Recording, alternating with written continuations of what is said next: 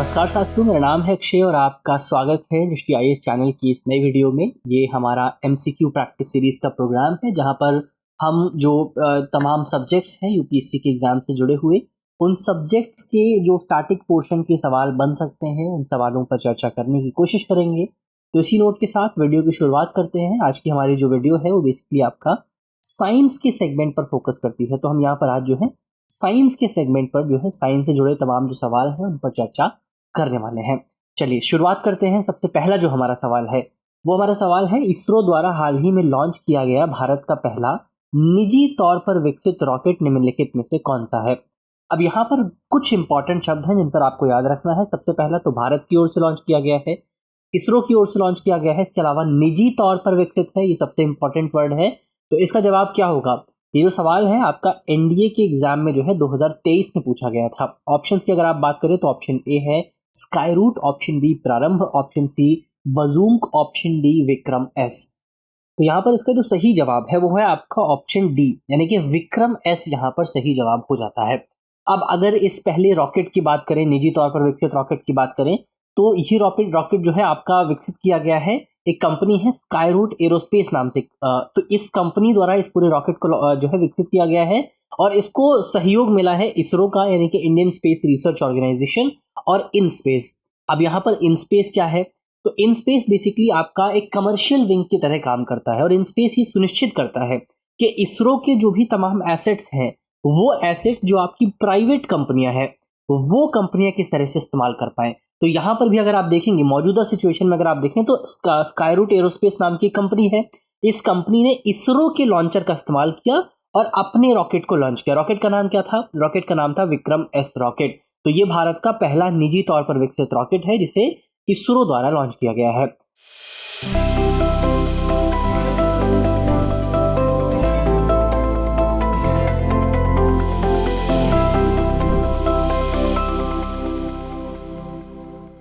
चलिए आगे बढ़ते हैं, अपने अगले सवाल को देखते हैं। तो हमारा अगला जो सवाल है उसमें आपसे पूछा गया है कि निम्नलिखित कथनों पर आपको विचार करना है।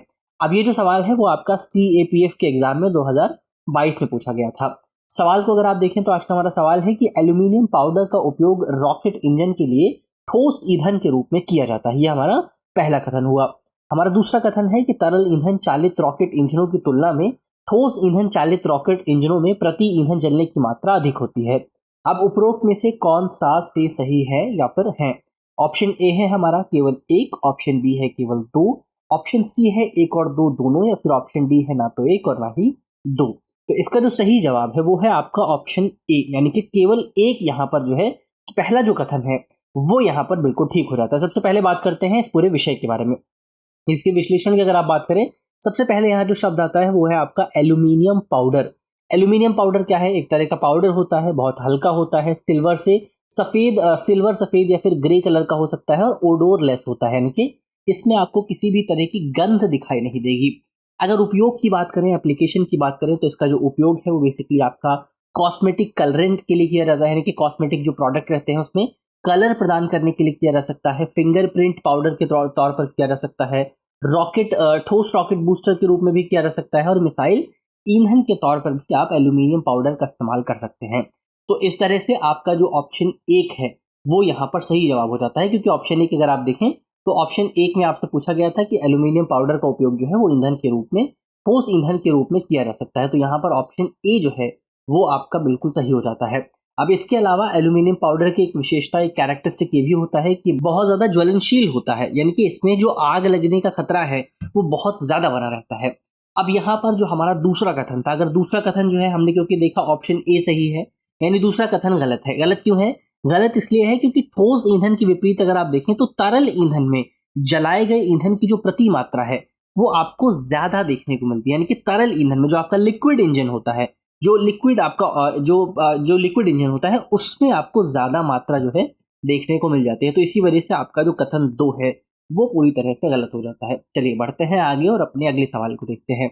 तो हमारा जो अगला सवाल है उसमें आपसे पूछा गया है कि निम्नलिखित में से किसके माप अनुमान के लिए उपग्रह छवियों, रिमोट सेंसिंग डेटा का उपयोग किया जाता है।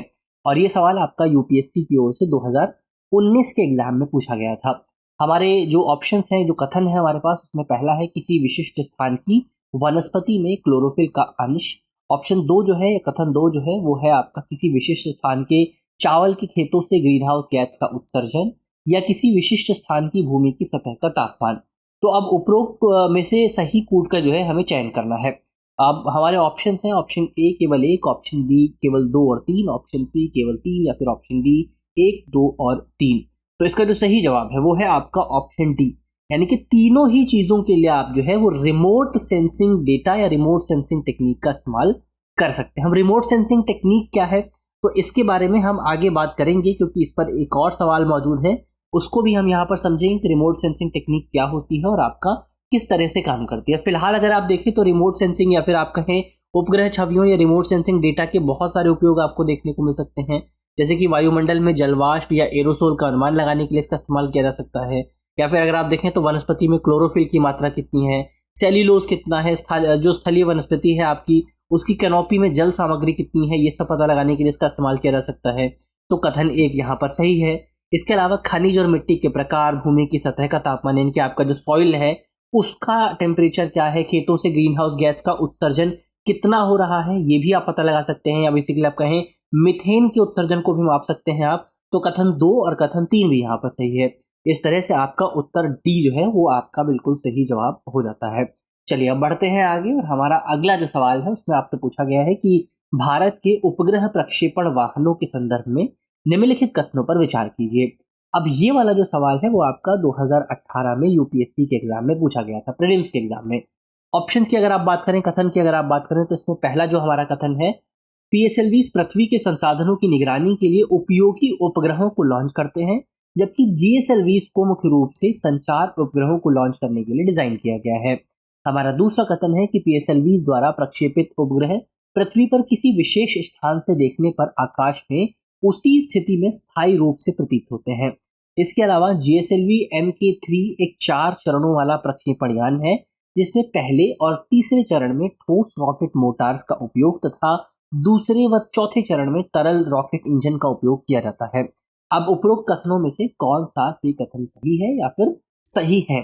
तो हमारे विकल्प है ऑप्शन ए केवल 1, ऑप्शन बी केवल 2 और 3, ऑप्शन सी केवल 1 और 2 या फिर ऑप्शन डी केवल 3। तो इसका सही जवाब क्या होगा? इसके सही जवाब की अगर आप बात करें तो इसका सही जवाब है ऑप्शन ए, यानी कि ऑप्शन ए यहाँ पर सही हो जाता है। ऑप्शन ए क्या है? ऑप्शन ए होने का मतलब है कि यहाँ पर केवल जो पहला कथन है वही आपका ठीक से कथन है। चलिए अब इसके डिस्क्रिप्शन की बात करते हैं, इसके विश्लेषण को अगर आप देखें तो सबसे पहले यहाँ पर टर्म आती है पीएसएलवी। पीएसएलवी की फुल फॉर्म है पोलर सैटेलाइट लॉन्च व्हीकल। तो ये हमने पीएसएलवी को देखा। इसके अलावा पीएसएलवी जो है वो भारत का तीसरी पीढ़ी का यानी थर्ड जनरेशन का एक प्रक्षेपण यान है, जिसके जरिए रॉकेट्स को लॉन्च किया जाता है। अब ये जो प्रक्षेपण यान है आपका बेसिकली इसके माध्यम से आप जो है पृथ्वी की निम्न कक्षाओं में उपग्रहों को जो है स्थापित कर सकते हैं। आप कमेंट बॉक्स में हमारे जो साथी वीडियो देख रहे हैं वो ये बताएंगे कि पृथ्वी की जो निम्न कक्षा है उसकी जो है वो पृथ्वी की सतह से कितनी ऊपर है। तो पृथ्वी की निम्न कक्षा में यहाँ पर उपग्रहों को स्थापित किया जाता है, और बेसिकली आपका जो रिमोट सेंसिंग श्रृंखला है, जो रिमोट सेंसिंग सीरीज है, उसको यहाँ पर स्थापित करने के लिए आप जो है पीएसएलवी का इस्तेमाल करते हैं। और ये बेसिकली आपका जो है किसी भी उपग्रह को पृथ्वी से तकरीबन 600 किलोमीटर की ऊंचाई पर सन सिंक्रोनाइज ऑर्बिट जो है वहां पर स्थापित कर सकता है, और तकरीबन 1750 किलोग्राम तक का पेलोड अपने साथ ले जा सकता है। तो ये तो बात हुई आपका पीएसएलवी की। अब एक बार अगर आप देखें जीएसएलवी की, जियो सिंक्रोनाइज्ड सैटेलाइट और लॉन्च व्हीकल, इसको आप बोलते हैं जीएसएलवी को। इसके अलावा और इसको बेसिकली आप भारतीय राष्ट्रीय उपग्रह प्रणाली यानी कि इनसैट को स्थापित करने के लिए डिजाइन किया गया है, जो कि आपका दूरसंचार के लिए इंपॉर्टेंट है, प्रसारण के लिए इंपॉर्टेंट है, मौसम विज्ञान के लिए इंपॉर्टेंट है, खोज और बचाव कार्यों के लिए बहुत ज्यादा इंपॉर्टेंट हो जाता है। और इसके माध्यम से जीएसएलवी के माध्यम से आप जो भी रॉकेट लॉन्च करते हैं वो कहाँ स्थापित किए जाते हैं? वो स्थापित होते हैं आपका जियो सिंक्रोनाइज्ड ऑर्बिट में, यानी कि भू तुल्यकालिक कक्षा में स्थापित किए जाते हैं। तो यहाँ पर आपका इस डिस्क्रिप्शन के बेस पे आप कह सकते हैं कि आपका जो पहला कथन है वो कथन सही हो जाता है। अब यहाँ पर दो शब्द हमने देखे, भूतुल्यकालिक कक्षा और सूर्य तुल्यकालिक कक्षा। इनकी भी अगर आप बात करें तो यहाँ पर आपका भूतुल्यकालिक कक्षा को जुड़ा हमारा एक विकल्प भी था। तो भूतुल्यकालिक कक्षा में अगर कोई उपग्रह स्थापित होता है तो वो ऐसा प्रतीत होता है कि वो बेसिकली आपका स्थायी रूप में मौजूद है, यानी कि बहुत स्टेबल रूप में मौजूद है। तो इस तरह से आपका कथन दो जो है वो गलत हो जाता है। गलत क्यों हो जाता है?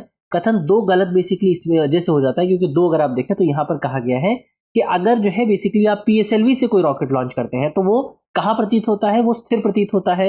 लेकिन इंपॉर्टेंट क्या है, अगर आप पीएसएलवी से कोई रॉकेट लॉन्च करते हैं तो वो कहाँ जाता है, वो जाता है आपका सूर्य तुल्यकालिक कक्षा में। लेकिन स्थिर कहाँ पर प्रतीत होता है, स्थिर प्रतीत होता है भूतुल्यकालिक कक्षा में। और भूतुल्यकालिक कक्षा के रॉकेट कहाँ से आते हैं, वो लॉन्च किए जाते हैं जीएसएलवी के माध्यम से। तो ये चीज यहाँ पर बहुत ज्यादा घुमा करके पूछा गया था यूपीएससी की ओर से, और आपको बहुत ज्यादा डिटेल में इसकी नॉलेज जो है चाहिए थी, तब जाकर के आप इस सवाल को सॉल्व कर सकते थे। तो ये दूसरा कथन हमने देखा पूरी तरह से गलत है। तीसरे कथन की अगर आप देखें तो तीसरा कथन उसमें बताया गया है कि जीएसएलवी MK3 रॉकेट जो है वो चौथी पीढ़ी का रॉकेट है, 4th जनरेशन रॉकेट है, और 3 चरण का प्रक्षेपण यान यहाँ पर देखने को मिल जाता है। जबकि ऑप्शंस में क्या था, ऑप्शंस में था हमारा कि इसमें जो है आपके 4 चरण मौजूद होते हैं। तो इसी तरह से हमारा जो तीसरा कथन है वो भी अपने आप में गलत हो जाता है। तो ये हमने यहाँ पर देखा कि जो है पहला कथन गलत है, दूसरा कथन, पहला कथन सही है और दूसरा कथन गलत है, और तीसरा कथन भी गलत है। तो इस तरह से आपका विकल्प ए जो है वो सही जवाब हो जाता है। चलिए अब बढ़ते हैं आगे अपने अगले सवाल की तरफ। तो हमारा अगला सवाल है, इसमें आपसे पूछा गया है कि basically event horizon, singularity, string theory और स्टैंडर्ड मॉडल, ये शब्द जो है कभी कभी समाचारों में किसके संदर्भ में देखे जाते हैं। और ये सवाल आपका यूपीएससी की ओर से 2017 में पूछा गया था। बहुत आसान सा सवाल था, अगर आपने थोड़ा बहुत भी साइंस को पढ़ा था, अगर आप करंट अफेयर को फॉलो कर रहे थे तो आसानी से आप इस सवाल के जवाब को दे सकते थे। जवाब क्या है, जवाब है सबसे पहले ऑप्शंस को अगर आप देखें तो ऑप्शन ए है ब्रह्मांड का अवलोकन और समझ, ऑप्शन बी सूर्य और चंद्र ग्रहण का अध्ययन, ऑप्शन सी उपग्रहों को पृथ्वी की कक्षा में स्थापित करना, ऑप्शन डी पृथ्वी पर जीवित जीवों की उत्पत्ति और विकास। तो इसका जो सही जवाब है वो है आपका ऑप्शन ए। यानी कि ये जो तमाम वर्ड्स हैं, इवेंट होराइजन हो गया, सिंगुलैरिटी हो गया, स्ट्रिंग थ्योरी, स्टैंडर्ड मॉडल, ये सभी जो है हमारे ब्रह्मांड के अवलोकन और उसकी समझ को बढ़ाने के लिए इस्तेमाल किए जाते हैं। उसके संदर्भ में इस्तेमाल किए जाते हैं कि हमारे ब्रह्मांड की आखिर उत्पत्ति किस तरह से हुई, या फिर हमारे ब्रह्मांड की वर्तमान संरचना किस तरह की है, उसको समझने के लिए इन शब्दों का जो है इस्तेमाल किया जाता है। सबसे पहले देखते हैं शब्द क्या है और क्यों इंपॉर्टेंट है। तो शब्दों को समझने से पहले यहाँ पर एक शब्द आता है, एक वर्ड आता है, वो है आपका big bang theory. Big bang theory क्या है, आपने बहुत आसानी से बिग बैंग थ्योरी को समझा होगा, आप आसानी से समझते होंगे। बिग बैंग थ्योरी जो है वो बेसिकली जो है हमारा जो ब्रह्मांड है, जो पूरी दुनिया है, इस दुनिया का विकास किस तरह से हुआ वो बताती है बिग बैंग थ्योरी। क्या बताती है big bang theory? Big bang theory दरअसल ये बताती है कि हमारी दुनिया का जो विकास हुआ है वो एक बहुत छोटे से पार्टिकल के माध्यम से हुआ है। और ये पार्टिकल जो था बेसिकली आपका इनफाइनाइट मास था। इस पार्टिकल, बहुत छोटा पार्टिकल था, लेकिन इसके बावजूद भी इसमें इनफाइनाइट मास मौजूद था और इनफाइनाइट आपका ग्रेविटी मौजूद थी। अब ये जो छोटा सा मास है, इसमें एक समय पर आकर विस्फोट होता है, और विस्फोट के बाद ये छोटा सा मास लगातार विस्तारित होता रहता है, फैलता रहता है चारों तरफ, और अभी भी ये लगातार फैल रहा है, लगातार इसमें आपको विस्तार देखने को मिल रहा है। तो ये होती है आपकी बिग बैंग थ्योरी। और बिग बैंग थ्योरी में ब्लैक होल को बहुत इंपॉर्टेंट माना जाता है, क्योंकि ऐसा कहा जाता है कि बिग बैंग थ्योरी जो है, बिग बैंग थ्योरी में ब्लैक होल जो है, ब्लैक होल बेसिकली आपका प्रारंभिक चरण माना जाता है, प्रारंभिक चरण का प्रतिनिधित्व करता है। यानी कि दुनिया जो है प्रारंभ में किस तरह की रही होगी, जो बिंदु है, ये बिंदु किस तरह का रहा होगा, ये आपको आपके ब्लैक होल से पता चल सकता है, उसका रिप्रेजेंटेशन आपको यहाँ पर देखने को मिलेगा। तो ब्लैक होल की जानकारी अगर हम प्राप्त करते हैं, अगर हम ब्लैक होल को बेहतर ढंग से समझते हैं, तो इसके माध्यम से आसानी से हम अपने ब्रह्मांड की उत्पत्ति का जो रहस्य है, उस रहस्य को सॉल्व कर सकते हैं। अब हमने ब्लैक होल शब्द की बात की, ब्लैक होल के बारे में भी जानते हैं। ब्लैक होल क्या होता है? ब्लैक होल के केंद्र में अगर आप देखेंगे तो मान लीजिए ये कोई ब्लैक होल है, तो इसका जो सेंटर होगा, इसके सेंटर में आपको बहुत ज्यादा ग्रेविटी देखने को मिलेगी, और ये जो सेंटर है, इसी सेंटर को कहा जाता है सिंगुलैरिटी। तो इसी सेंटर को आप कहते हैं सिंगुलैरिटी। और ऐसा कहा जाता है कि जब हमारी जो ब्रह्मांड है उसकी उत्पत्ति हुई थी बिग बैंग द्वारा, तो ये जो प्रारंभिक पॉइंट था, इस पॉइंट को भी सिंगुलैरिटी ही कहा जाता है। तो आप देखेंगे कि जो आपका ब्लैक होल है उसके अंदर का जो पॉइंट है वो सिंगुलैरिटी कहलाता है। और इसके अलावा ब्लैक होल में अगर आप देखेंगे तो यहाँ जो आपका जो ब्लैक होल की सीमा जो होती है, जो बाउंड्री होती है, इस बाउंड्री को कहा जाता है आपका इवेंट होराइजन। बाउंड्री को क्या कहते हैं? बाउंड्री को कहते हैं आप इवेंट होराइजन। और विशेष बात यह है कि ये जो बाउंड्री है, इस बाउंड्री से लाइट भी बाहर नहीं आ सकती है, लाइट भी जो है बाहर की ओर नहीं आ सकती है, क्योंकि यहाँ पर जो आपका ग्रेविटेशन है, ग्रेविटेशनल फोर्स है, वो बहुत ज्यादा मजबूत रहता है। तो लाइट के लिए भी यहाँ से बाहर आना इम्पॉसिबल रहता है। तो इसी पॉइंट को आप कहते हैं इवेंट होराइजन। और इस जो है इस घटना क्षितिज को इसके प्रकाश उत्पन्न कणों, जिन्हें कि बेसिकली हॉकिंस रेडिएशन कहा जाता है, इन हॉकिंस रेडिएशन के जरिए बेसिकली आप जो है इनका पता लगा सकते हैं। तो यही बात यहाँ पर आपको देखने को मिलेगी जिस पर हमने बेसिकली चर्चा कर ली है। तो हमने दो शब्दों को यहाँ पर देखा, पहला शब्द है आपका इवेंट होराइजन, इसके अलावा दूसरा शब्द है आपका जो सिंगुलैरिटी। तो ये दो शब्द हमने देखे, इसके अलावा दो शब्द और रहते हैं। तीसरा शब्द है आपका स्टैंडर्ड मॉडल और चौथा शब्द है आपका स्ट्रिंग थ्योरी। अब ये जो दोनों शब्द हैं बेसिकली आपका जो है ब्लैक होल के निर्माण के लिए जो बेसिक पार्टिकल्स होते हैं, जिन पार्टिकल्स के जरिए ब्लैक होल का निर्माण होता है, उसके निर्माण को समझने के लिए इन दोनों थ्योरीज का इस्तेमाल जो है किया जाता है। तो इस तरह से आपका ऑप्शन ए जो है वो बिल्कुल सही जवाब हो जाता है। आगे बढ़ते हैं, हम अगले सवाल को देखते हैं। तो हमारा जो अगला सवाल है उसमें आपसे पूछा गया है कि निम्नलिखित में से कौन सा से कथन सही है या फिर है। तो हमारे जो कथन है उसमें पहला कथन है गुरुत्वाकर्षण तरंगों की भविष्यवाणी अल्बर्ट आइंस्टाइन ने 1916 में अपने सामान्य सापेक्षता सिद्धांत यानी कि थ्योरी ऑफ जनरल रिलेटिविटी के आधार पर की थी। दूसरा कथन है न्यूटॉनिक गुरुत्वाकर्षण सिद्धांत में गुरुत्वाकर्षण तरंगे भी मौजूद है। और तीसरा कथन है कि गुरुत्वाकर्षण तरंगों का पता इंटरफेरोमीटर नामक अति संवेदनशील डिटेक्टरों द्वारा की जाती है। अब अगर जो है हमें नीचे दी गई कोड का उपयोग करके सही उत्तर का चुनाव करना है। हमारे ऑप्शंस हैं ऑप्शन ए केवल 1, ऑप्शन बी केवल 1 और 3, ऑप्शन सी केवल 2 और 3 या फिर ऑप्शन डी 1, 2 और 3। तो इसका जो सही जवाब है वो है बेसिकली आपका ऑप्शन बी, यानी कि कथन 1 और कथन 3 जो है वो आपके सही है, कथन 2 आपका गलत है। चलिए इस पर विस्तार से बात करते हैं। सबसे पहले जो हमारे सामने शब्द आता है वो है आपका गुरुत्वाकर्षण तरंगे यानी कि ग्रेविटेशनल वेव। अब सवाल उठता है कि ग्रेविटेशनल वेव है क्या। तो हम जानते हैं कि हमारा जो अंतरिक्ष है उसमें आपको बहुत बड़े बड़े निकाय देखने को मिलेंगे, यानी कि बहुत बड़ी बड़ी बॉडीज देखने को मिलेंगी। अब होता क्या है कि इन्हीं बॉडीज की वजह से बेसिकली आपका जो है कुछ लहरें पैदा होती हैं। जैसे कि उदाहरण के लिए अगर आप देखें कि अगर आप जो है कोई नदी है या फिर कोई जो है आपकी कोई लेक है या कोई पानी की बॉडी है, कोई वाटर बॉडी है, अगर उस वाटर बॉडी में आप कोई जो है बेसिकली पत्थर मारेंगे तो क्या होगा, कुछ रिपल्स पैदा हुई आपको जो है दिखाई दे जाएंगी, कुछ जो है लहरें आपको छोटी छोटी दिखाई देंगी। अब यही चीज बेसिकली आपका यहाँ भी होता है, अंतरिक्ष में भी होता है। अंतरिक्ष में जब बेसिकली कोई दो बड़े निकाय हैं आपस में अगर टकराते हैं या फिर किसी बड़े निकाय में कोई विस्फोट होता है, कोई बॉडी में विस्फोट होता है, तो उस विस्फोट की वजह से अगर आप देखेंगे तो वो विस्फोट कुछ जो है तरंगे पैदा करता है, कुछ वेव्स पैदा करता है। और इन्हीं वेव्स को कहा जाता है गुरुत्वाकर्षण तरंग यानी कि ग्रेविटेशनल वेव। तो अगर ग्रेविटेशनल वेव जो है, ग्रेविटेशनल वेव जब चलती है तो अपने रास्ते में आने वाली किसी भी चीज को जो है वो प्रभावित कर सकती है, उसको बेसिकली उस पर इम्पैक्ट डाल सकती है। अब अगर ग्रेविटेशनल वेव की बात करें कि ये सामने कब आता है, तो अल्बर्ट आइंस्टाइन ने 1916 में अपनी जो थ्योरी ऑफ जनरल रिलेटिविटी दी थी उसमें गुरुत्वाकर्षण तरंगों के अस्तित्व की भविष्यवाणी की थी। उसने बताया था कि इस तरह की तरंगे जो है वो एग्जिस्ट कर सकती हैं।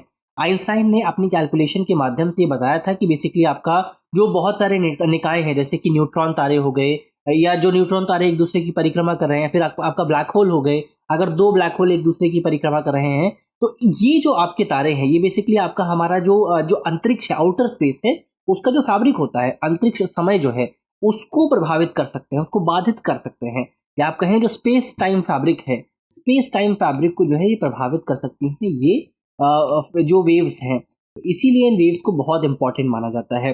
इसके अलावा ये जो लहरें हैं बेसिकली आपका हर दिशा में यात्रा करती हैं, हर तरफ ये जाती हैं, तो इसी वजह से इनकी जो है ये जो आपकी जो लहरें हैं, ये जो वेव्स हैं, ये हमारी ब्रह्मांड की उत्पत्ति को समझने में और ज़्यादा इंपॉर्टेंट साबित हो सकती हैं।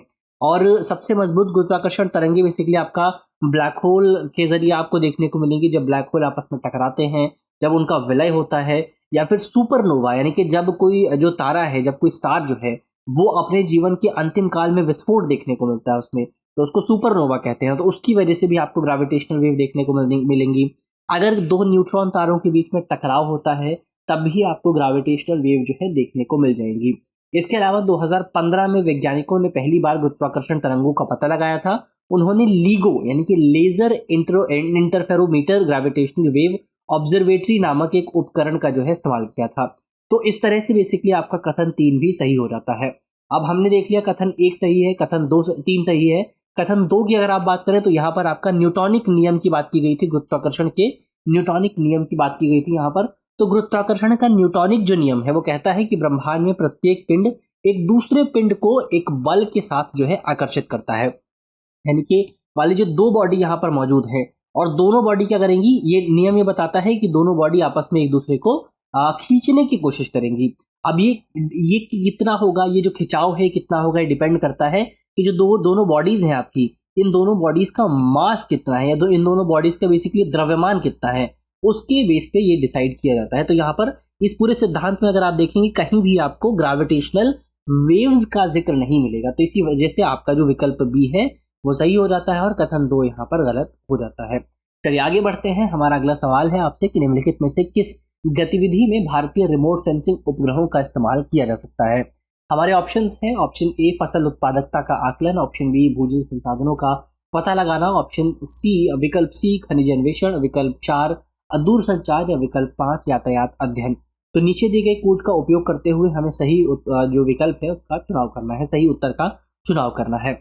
हमारे विकल्प है ऑप्शन ए केवल 1 2 3, ऑप्शन बी केवल 4 और 5, ऑप्शन सी केवल 1 और 2 या फिर ऑप्शन डी 1 2 3 4 और 5।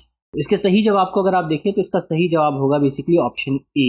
यानी कि यहाँ पर जो आप इस्तेमाल कर सकते हैं, इस्तेमाल किसके लिए कर सकते हैं, आप इसको इस्तेमाल कर सकते हैं बेसिकली आपका जो है 1 2 3 यानी कि फसल उत्पादकता का आकलन करने के लिए, भू संसाधनों का पता लगाने के लिए और खनिज अन्वेषण के लिए। इस पर बात करते हैं तो हमने कहा था हम एक बार रिमोट सेंसिंग उपग्रहों की भी बात करेंगे, तकनीक को भी देखेंगे।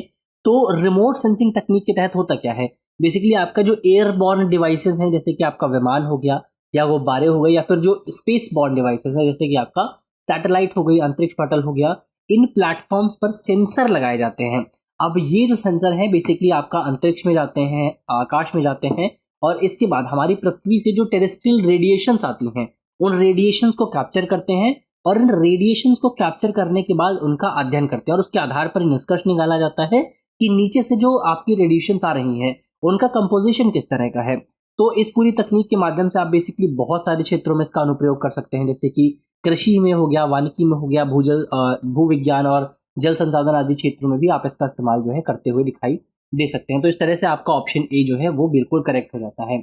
आगे बढ़ते हैं। हमारा अगला जो सवाल है उसमें आपसे सवाल पूछा गया है कि हम अक्सर समाचारों में गोल्डी लॉक जोन के बारे में पाते हैं, इसका उल्लेख किस संदर्भ में किया जाता है, और ये सवाल जो है वो आपका CISF 2014 में आपको देखने को मिला था। हमारे ऑप्शन है, ऑप्शन ए ब्रह्मांड में पृथ्वी जैसे ग्रहों की पहचान करने के लिए, ऑप्शन बी कम दूरी के वायरलेस संचार का उपयोग, ऑप्शन सी पृथ्वी और इसके चारों ओर घूमने वाले किसी कृत्रिम उपग्रह के बीच में न्यूनतम दूरी, या फिर ऑप्शन डी उपरोक्त में से कोई नहीं। तो इसका जो सही जवाब होगा वो है आपका ऑप्शन ए, यानी कि जो आपका गोल्डी लॉक जोन है ये बेसिकली आपका ब्रह्मांड में पृथ्वी जैसे ग्रहों की पहचान करने के लिए इसका इस्तेमाल किया जाता है। कैसा जोन है, जोन की अगर आप बात करें तो ये बेसिकली रहने योग्य क्षेत्र को संदर्भित करता है, यानी कि हमारे ब्रह्मांड में ऐसा क्षेत्र जहां पर रह सकते हैं, जहां पर निवास किया जा सकता है, जहां पर मानव सभ्यता जो है फल फूल सकती है, उस क्षेत्र को कहते हैं आप गोल्डी लॉक जोन। तो ये क्षेत्र जो है आपको बेसिकली तारों के आसपास देखने को मिलता है, जैसे कि हमारा सन हो गया, हमारा सूरज हो गया, उसके आसपास जो पृथ्वी वाला इलाका है जहां पर हमारी पृथ्वी मौजूद है, उस एरिया को आप गोल्डी लॉक जोन कह सकते हैं। क्योंकि गोल्डी लॉक जोन में पृथ्वी की तरह जो है बेसिकली आपका जो तापमान है वो बहुत ज्यादा ठंडा नहीं होता है और तापमान बहुत ज्यादा गर्म ही नहीं होता है। तो ना तो ज्यादा ठंडी होती है ना ज्यादा गर्मी होती है, इसी की वजह से आपका अब जो पृथ्वी पर जीवन है वो संभव हो पाता है, क्योंकि पानी मौजूद हो पाता है ऐसे वातावरण की वजह से। तो इस तरह से आपका ऑप्शन ए जो है वो बिल्कुल सही जवाब हो जाता है। चलिए आगे बढ़ते हैं। अपने अगले सवाल को अगर आप देखें तो हमारा अगला सवाल है कि निम्नलिखित में से किसे वैज्ञानिकों द्वारा ब्रह्मांड के निरंतर विस्तार के साक्ष्य प्रमाण के रूप में उद्धृत किया गया है। हमारे ये जो सवाल है वो आपका PCS 2012 में पूछा गया था। अगर ऑप्शंस की बात करें तो हमारा पहला कथन जो है वो है अंतरिक्ष में माइक्रोवेव का पता लगाना, हमारा दूसरा कथन है अंतरिक्ष में रेडशिफ्ट घटना का अवलोकन, हमारा तीसरा कथन है कि पृथ्वी अंतरिक्ष में क्षुद्रग्रहों की गति, हमारा चौथा कथन है कि अंतरिक्ष में सुपरनोवा विस्फोट की घटना। अब नीचे दिए गए कोड का उपयोग करके सही उत्तर का हमें चुनाव करना है। हमारे विकल्प है ऑप्शन ए 1 और 2, ऑप्शन बी केवल 2, ऑप्शन सी 1 2 1 3 और 4, ऑप्शन डी उपरोक्त में से किसी भी साक्ष्य के रूप में, उपरोक्त में से किसी को भी साक्ष्य के रूप में उद्धृत नहीं किया जा सकता है। तो इसका जो सही जवाब है वो है आपका ऑप्शन ए, यानी कि अंतरिक्ष में माइक्रोवेव का पता लगाना और रेड शिफ्ट घटना, ये दोनों बेसिकली आपका ब्रह्मांड के निरंतर विस्तार के साक्ष्य के तौर पर पेश किए जा सकते हैं। तो सबसे पहले 1963 में ऑर्नो पेंजियास और रॉबर्ट विलियम्स ने रहस्यमय माइक्रोवेव को सभी दिशाओं से समान रूप से प्राप्त होते हुए पाया था, और इन्हीं रेडिएशंस की वजह से ये पता लगा था कि हमारी जो पृथ्वी है या हमारा जो ब्रह्मांड है, उस ब्रह्मांड में लगातार आपका विस्तार हो रहा है। और इसके माध्यम से जो बिग बैंग थ्योरी थी, उस थ्योरी की भी पुष्टि की जा सकी थी, क्योंकि हमने पहले भी बात की कि बिग बैंग थ्योरी क्या बताती है। बिग बैंग थ्योरी कहती है कि एक छोटा सा पॉइंट था, इस पॉइंट में विस्फोट होता है, विस्फोट के बाद जो है लगातार हर तरफ विस्तार देखने को मिलता है। अब ये विस्तार अभी भी हो रहा है, और इसका साक्ष्य क्या है? इसका साक्ष्य है कि हमने कॉस्मिक माइक्रोवेव बैकग्राउंड रेडिएशंस को जो है प्राप्त किया है। इसके अलावा 1929 में एडविन हबल ने कई सुदूर आकाशगंगाओं की रेडशिफ्ट को भी मापा था। तो रेडशिफ्ट की घटना भी हमें देखने को मिल रही है, जिस घटना के आधार पर आप ये कह सकते हैं कि बेसिकली आपका जो ब्रह्मांड है उसमें आपको विस्तार देखने को मिल रहा है। अब रेड शिफ्ट की अगर आप बात करें तो बेसिकली आपका ये विजिबल लाइट का स्पेक्ट्रम आपको यहाँ पर देखने को मिल जाएगा। ये स्पेक्ट्रम है। अब होता क्या है, बेसिकली आपका जब कोई निकाय जैसे जैसे कोई बॉडी जो है वो किसी दूसरी बॉडी से दूर जाती है, तो वो बॉडी आपका इस पूरे स्पेक्ट्रम पर रेड कलर की तरफ शिफ्ट होना शुरू हो जाती है। तो मान लीजिए कोई बॉडी पहले यहाँ पर मौजूद थी, अब वो बॉडी जो है और दूर जाती है, तो बॉडी जो है रेड की तरफ और ज्यादा चली जाएगी, यानी कि वहां से जो लाइट आती है उस लाइट में आपका रेड की तरफ आपको ज्यादा जो है संकेत देखने को मिलेंगे। तो इसी तरह से जो है रेड शिफ्ट धीरे धीरे बढ़ता जाता है, और रेड की तरफ जो है जो रेड की तरफ अग्रसर होने की घटना है वो बढ़ती जाती है। तो इस तरह से आप जो है पता लगा सकते हैं कि रेड शिफ्ट जो है हो रहा है। आगे बढ़ते हैं, अपने अगले सवाल पर बात करते हैं। हमारा अगला सवाल है कि पृथ्वी के चारों ओर चक्कर लगाने वाला कृत्रिम उपग्रह नीचे नहीं गिरता है। ऐसा इसलिए होता है क्योंकि पृथ्वी का आकर्षण, हमारे ऑप्शंस हैं, ऑप्शन ए इतनी दूरी पर मौजूद नहीं है, ऑप्शन बी चंद्रमा के आकर्षण से बेअसर हो जाता है, ऑप्शन सी अपनी स्थिर गति के लिए आवश्यक गति प्रदान करता है, और ऑप्शन डी इसकी गति के लिए आवश्यक त्वरण प्रदान करता है।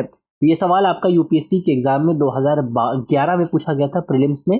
इसका जो सही जवाब है वो है आपका ऑप्शन डी, यानी कि ऑप्शन डी यहाँ पर बिल्कुल सही जवाब हो जाता है। अगर सवाल की विश्लेषण की बात करें तो पृथ्वी के चारों ओर गोलाकार कक्षा में घूमने वाले कृत्रिम उपग्रह में बेसिकली आपको एक तरह का एक्सेलरेशन देखने को मिलेगा, जो कि बेसिकली इसको जो है स्थिर बनाए रखता है, लेकिन इसके बावजूद भी इसकी दिशा में बदलाव आपको देखने को मिलता रहता है। अब एक कृत्रिम उपग्रह अगर आप देखेंगे तो एक जो सैटेलाइट होती है उसमें आपको अभिकेंद्रीय त्वरण देखने को मिलता है, सेंट्रीपेटल एक्सेलरेशन देखने को मिलता है। अब इसको थोड़ा सा आप जो है प्रैक्टिकल नजरिए से अगर आप समझें तो ये हमारी पृथ्वी है, और पृथ्वी से मान लीजिए कोई रॉकेट जो है लॉन्च किया जाता है, तो पृथ्वी से रॉकेट लॉन्च हुआ, रॉकेट की जो गति होनी चाहिए, विज्ञान ये कहता है कि अगर आपको रॉकेट लॉन्च करना है और पृथ्वी की कक्षा में स्थापित करना है तो उसकी गति तकरीबन 30,000 किलोमीटर प्रति घंटे के आसपास होनी चाहिए। अगर इससे कम होती है तो कम गति की वजह से जो आपका रॉकेट है वो पृथ्वी का जो आवरण है, यानी कि यहाँ पर जो लेयर बनी हुई है पृथ्वी की गुरुत्वाकर्षण की, उस लेयर को क्रॉस नहीं कर पाएगा और वापस पृथ्वी पर गिर जाएगा। और अगर 30,000 से ज्यादा होता है, अगर गति 30,000 से ज्यादा है, तो जो आपका रॉकेट है वो इस पूरे स्पेस को, इस पूरे एरिया को क्रॉस करते हुए आप पृथ्वी का जो पृथ्वी की कक्षा है उस कक्षा को क्रॉस करते हुए और आगे निकल जाएगा, यानी कि और आगे मतलब कि आउटर स्पेस में चला जाएगा।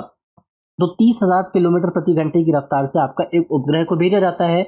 उसके बाद वो उपग्रह बेसिकली आपका पृथ्वी की कक्षा में स्थापित होता है, और स्थापित होने के बाद अब क्या है कि जो उपग्रह है वो लगातार आपका जो है बाहर जाना चाहता है, वो लगातार आपका इस पूरी जो आपकी ऑर्बिट है, इस ऑर्बिट से बाहर जाना चाहता है, जिसको आप कह सकते हैं कि बेसिकली यहाँ पर आपका सेंट्रीफ्यूगल फोर्स काम करती है। सेंट्रीफ्यूगल फोर्स क्या है? सेंट्रीफ्यूगल फोर्स मतलब ये है कि अगर कोई चीज आपका जो है सर्कल में घूम रही है तो सेंट्रीफ्यूगल फोर्स क्या करेगी, उस चीज को आपका सेंटर से दूर ले जाना चाहती है। लेकिन यहाँ पर एक चीज और काम करती है, जो चीज है आपका ग्रेविटी। तो सेंट्रीफ्यूगल फोर्स तो आपका इस पूरे अंतरिक्ष जो आपका सैटेलाइट है उसको दूर ले जाना चाहती है, लेकिन ग्रेविटी इसको अंदर खींचना चाहती है। तो इन्हीं दोनों फोर्सेस के इंटरैक्शन की वजह से आपका जो सैटेलाइट है वो सैटेलाइट पृथ्वी की कक्षा में स्थापित रहता है। तो क्या इंपॉर्टेंट हुआ? इंपॉर्टेंट ये है कि सबसे पहले जो आपका सेंट्रीफ्यूगल फोर्स है वो आपके अंतरिक्ष निकाय को पृथ्वी की कक्षा से बाहर ले जाना चाहती है, जबकि जो आपका गुरुत्वाकर्षण है उस गुरुत्वाकर्षण का परिणाम है कि जो आपका जो सैटेलाइट है वो लगातार पृथ्वी की तरफ खींचता रहता है। अब क्योंकि वो लगातार पृथ्वी की तरफ खींच रहा है तो इसकी वजह से जो है वहां पर एक काउंटर बैलेंस देखने को मिलता है और आपका जो सैटेलाइट है वो पृथ्वी की कक्षा में स्थापित रहता है। तो ऑप्शन डी यहाँ पर बिल्कुल सही जवाब हो जाता है। तो इस तरह से आज की हमारी वीडियो जो है वो यहाँ पर एंड होती है और मुझे उम्मीद है कि इस वीडियो में हमने जितने भी टॉपिक्स पर बात की है, पॉइंट्स पर बात की है, वो आपको समझ में आए होंगे। और अगर आपके प्रश्न पत्र में इसको लेकर के कोई भी सवाल आता है तो उस सवाल को सॉल्व करने में आपको किसी भी तरह की समस्या का सामना नहीं करना पड़ेगा। मिलते हैं आपसे अगली वीडियो में, तब तक के लिए अपना ख्याल रखिए, ध्यान रखिए, पढ़ते रहिए। धन्यवाद। डियर व्यूअर्स, अपने एग्जाम की तैयारी को और बेहतर करने के लिए हमारे चैनल को लाइक, शेयर और सब्सक्राइब करना न भूलें।